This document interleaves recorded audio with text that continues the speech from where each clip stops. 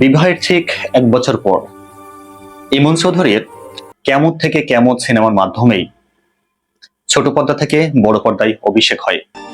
ও আমার বন্ধু গো, চিরসাথী পথ চলা, তোমার জন্য গড়েছি আমি মঞ্জিল ভালোবাসা।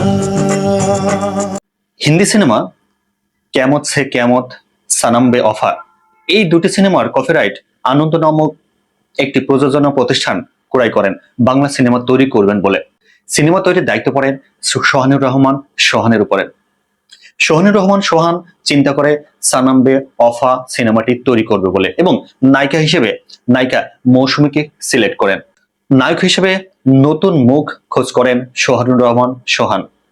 এই নতুন মুখ খোঁজ করতে গিয়ে প্রথমত অফার করে তৌকির আহমেদকে, কিন্তু তৌকির আহমেদ এই অফার রিজেক্ট করে। এর পরবর্তীতে অফার করা হয় মডেল নোবেলকে, কিন্তু মডেল নোবেল ঠিকই একই এই অফারটি রিজেক্ট করেন।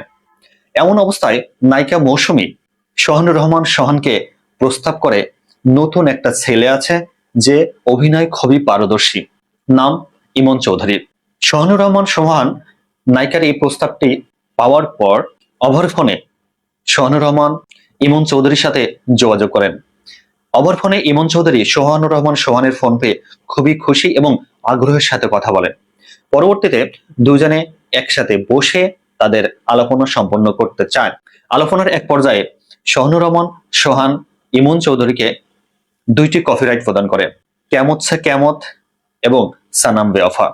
সোহানুর রহমান সোহান মনস্থির করে রেখেছিলেন সনম বে ওফা সিনেমাটি তৈরি করবেন বলে, কিন্তু কপিরাইট পড়ার পর ইমন চৌধুরী সোহানুর রহমান সোহানকে কেমত সে কেমত এই সিনেমাটি তৈরি করার খুবই আগ্রহ প্রকাশ করেন এবং এই সিনেমার বিস্তারিত বোঝান।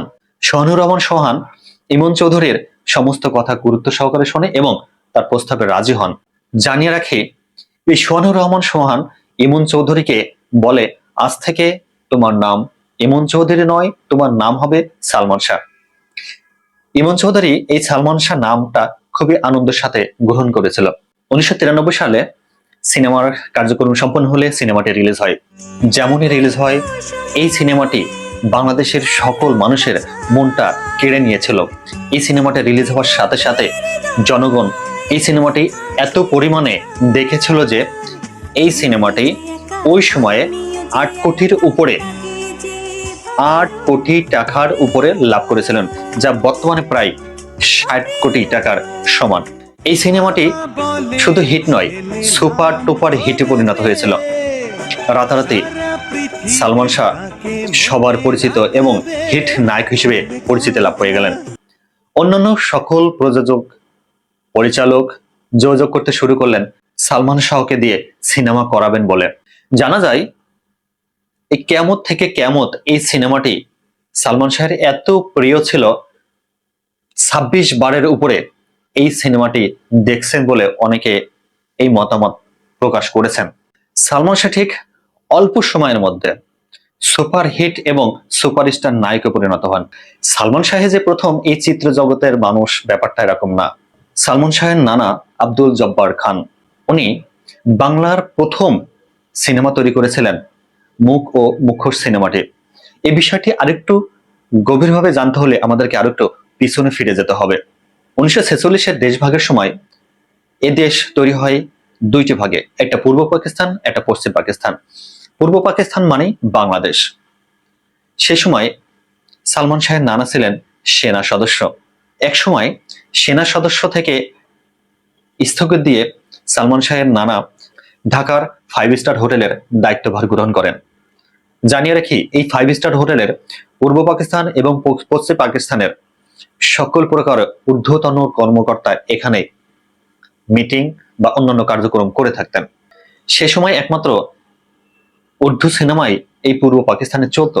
আব্দুল জব্বার খান এবং তার বন্ধুরা চিন্তা করলো, আমরা বাংলা ভাষী মানুষ, কেন উর্দুতে আমরা সিনেমা দেখব? আমরা তো নিজেরাই একটি সিনেমা তৈরি করতে পারি। যে কথা ঠিক সেই কাজ। শুরু হলো একটি সিনেমা তৈরি করার পরিকল্পনা। বাংলার প্রথম প্রযোজনা, পরিচালনা এবং অভিনয় করেন আব্দুল জব্বার খান। এই মুখ ও মুখোশ সিনেমাটি বাংলার প্রথম সিনেমা এবং এই সিনেমার মাধ্যম দিয়েই বাংলা চলচ্চিত্র জগৎ শুরু হয়। নিশ্চয়ই বুঝতে পারছেন শুরুটা কোথা থেকে হয়েছিল বাংলার। 1956 সালে এই সিনেমাটি প্রকাশ পায়। সাল 1994। সালমান শাহ তার স্ত্রী সামিরাকে নিয়ে ইন্ডিয়াতে হানিমুনে যান। ঘটনাক্রমে সেখানে সাক্ষাতের সুযোগ হয় সেই সময়কার ব্লকবাস্টার হিট নায়ক শাহরুখ খানের সাথে। শাহরুখ খানের সাথে সাক্ষাতের এক পর্যায়ে সালমান শাহের শাহরুখের সাথে খুবই অল্প সময়ে গভীর বন্ধুত্বের সম্পর্ক তৈরি হয়ে যায়। বলে রাখি, বুঝতেই পারছেন সালমান শাহের কোয়ালিটি, তার মানুষের সাথে কথা বলার বচনভঙ্গি সবকিছু মেলায় অন্যরকম একটা পারদর্শী ব্যক্তি কিন্তু ছিলেন সালমান শাহ। সাক্ষাতের মধ্যেই সালমান শাহ শাহরুখ খানকে অফার করেছিলেন ডুয়েট সিনেমা করার জন্য। ঠিক সেই সেটআপেই ইন্ডিয়া থেকে বাংলাদেশে চলে আসেন সালমান শাহ। সালমান শাহের ফ্যাশন এই বিষয়টা সম্পূর্ণ ভিন্ন ছিল। এই ভিন্ন থাকার একটি কারণ আমি বলি। সালমান শাহ তার ফ্যাশনের ডিজাইন নিজেই করতেন এবং আমেরিকা প্রবাসী তার মামা সালমান শাহকে ডিজাইনের ক্ষেত্রে সহযোগিতা করতেন। সালমান শাহের যতগুলো সিনেমা আছে সকল সিনেমাতে তার নিজের ডিজাইনে করা সকল ড্রেস কিন্তু নিজেই করতেন। সালমান শাহ 1993 থেকে 1996 সালের মধ্যেই প্রায় 18টি সিনেমায় অভিনয় করেছেন। এর মাঝেই 14টি সিনেমা ছিল নায়িকা শাবনূরের সাথে। এই 14 সিনেমার ভিতরে 11টি সিনেমায় ছিল তার সুপার টুপার হিট। বুঝতে পারছেন? তাহলে এখানেই ধরে নিতে হবে যে সালমান শাহের কোয়ালিটিটা কত বেশি ছিল। 1995 সালে সালমান শাহ তার নাটক নয়ন, এই নয়ন নাটকে অ্যাওয়ার্ড পেয়েছিলেন।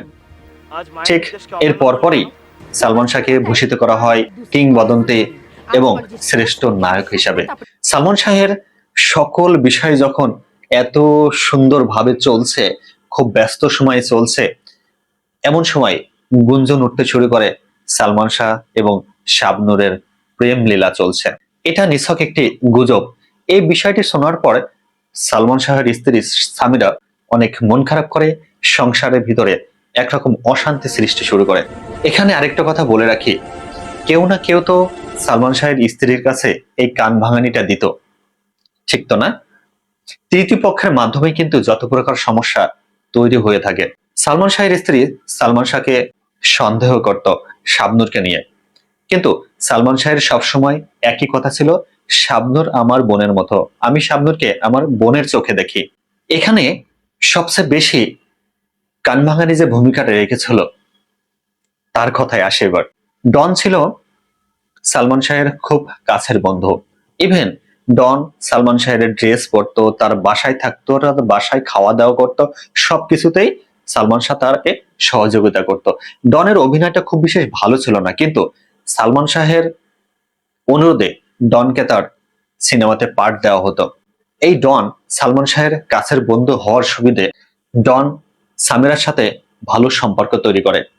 সামিরা যেহেতু ডন সালমান শাহের খুব কাছের বন্ধু, তাই যত প্রকার খুঁটিনাটি আছে সকল প্রকার খুঁটিনাটি বাড়ায় ইনিয়ে বিনিয়ে অনেক কিছু তৈরি করে সামিরার কানে লাগাতো।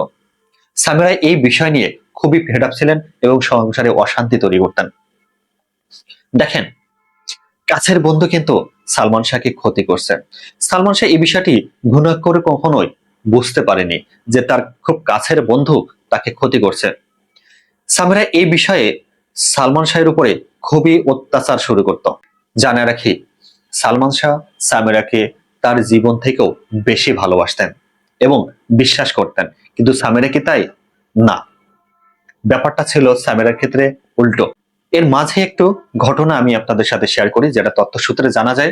1996 সালের দিকে সালমান শাহ তার স্ত্রীকে নিয়ে একটি পার্টিতে যোগ দেন। পার্টির আয়োজক ছিলেন আজিজ মোহাম্মদ ভাই। কে? নামটি পরিচিত লাগছে, তাই না? হ্যাঁ, আজিজ মোহাম্মদ ভাই। আজিজ মোহাম্মদ ভাই সম্পর্কে আমি পরবর্তীতে আরেকটি ভিডিও নিয়ে আসবো, তার বিস্তারিত অনেক ক্রিমিনালি রেকর্ড তার নামে আছে। পার্টিতে যোগ দেওয়ার পর এই আজিজ মোহাম্মদ ভাই সামিরাকে এক পর্যায়ে কিস দেওয়ার চেষ্টা করেন। সালমান শাহের নজরে সেটা ধরা পড়ে। সালমান শাহ রেগে গিয়ে আজিজ মোহাম্মদ ভাইকে একটি চড় দিয়ে ফেলে। আজিজ মোহাম্মদ ভাই সেখানে খুবই অপমান বোধ করেন এবং সালমান শাহকে বলেন, সালমান, তোর মেয়াদ শেষ হয়ে এসছে, বিষয়টি মাথায় রাখবেন। এই আজিজ মোহাম্মদ ভাইয়ের পার্টিতে সালমান শাহ সামিরা কেন, বিষয়টা একটু খোলসা করা দরকার। আজিজ মোহাম্মদ ভাই ছিলেন সামিরার মা, এক কথায় সালমান শাহের শাশুড়ি লুসির খুব কাছের এবং ঘনিষ্ঠ একজন ব্যক্তি। বুঝতে পারছেন তো না? এই গ্যাঞ্জাম তৈরি হওয়ার পরে নায়ক সালমান শাহ সামিরাকে নিয়ে সেখান থেকে তড়িঘড়ি করে বাসায় চলে আসেন। এর মাঝের একটা ঘটনা বলি। সামিরার ভ্যানিটি ব্যাগে সালমান শাহ অনেক টাকা দেখছিল, অনেক পরিমাণ টাকা। সালমান শাহ সামিরাকে জিজ্ঞাসা করছিল, সামিরা, এত টাকা কোথা থেকে এলো, কে দিছে এবং কোথা থেকে এসছে এই টাকাটা? সামিরা সঠিক কোনো উত্তর দিতে পারে নাই। বুঝতে পারছেন সামথিং রং। এখানে কয়েকটা সূত্রের কথা বলি। আজিজ মোহাম্মদ ভাইয়ের সাথে সামিরার সম্পর্ক, লুসির সাথে আজিজ মোহাম্মদ ভাইয়ের সম্পর্ক, টাকার একটা ব্যাপার স্যাপার। বুঝতে পারছেন, এখানে আজিজ মোহাম্মদ ভাই ছিল সেই সময়কার ডন ক্যাটাগরির মানুষ। এখান থেকেই সূত্রপাত শুরু সালমান শাহের জীবনের বড় এবং কালো অধ্যায়ের। তো আজ এই পর্যন্তই। পরবর্তী অধ্যায়ে আমি নিয়ে আসব সালমান শাহের জীবন বিনাশের সকল প্রকার খুঁটিনাটি। ততক্ষণ ভালো থাকবেন, নিজের প্রতি খেয়াল রাখবেন। আসসালামু আলাইকুম।